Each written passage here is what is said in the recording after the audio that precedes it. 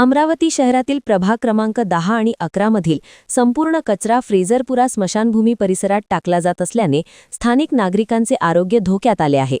या कचऱ्याच्या दुर्गंधीमुळे परिसरात खाज, ताप आणि डोकेदुखी यांसारख्या आजारांचे प्रमाण वाढले असून नागरिक त्रस्त झाले आहेत।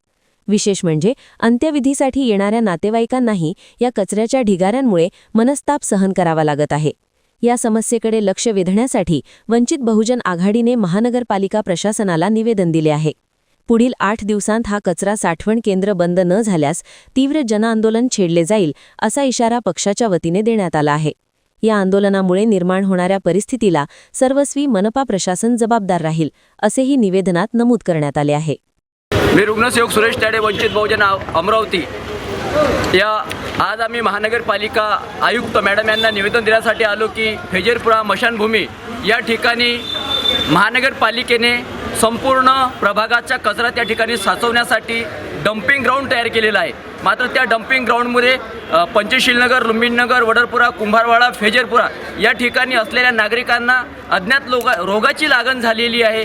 त्या ठिकाणी डासाचं प्रमाण वाढलेलं आहे आणि सर्वात महत्त्वाचा विषय म्हणजे त्या ठिकाणी जो अंतिम करण्यासाठी आपण प्रेत घेऊन येतो त्या ठिकाणी आपण अंतिम संस्कारसुद्धा करू शकत नाही। प्रशासनाला जेव्हा ते डम्पिंग ग्राउंड सुरू केलं त्यांना एक माहिती पाहिजे होती की स्मशानभूमीमध्ये आपण डम्पिंग ग्राउंड सुरू करू शकतो का।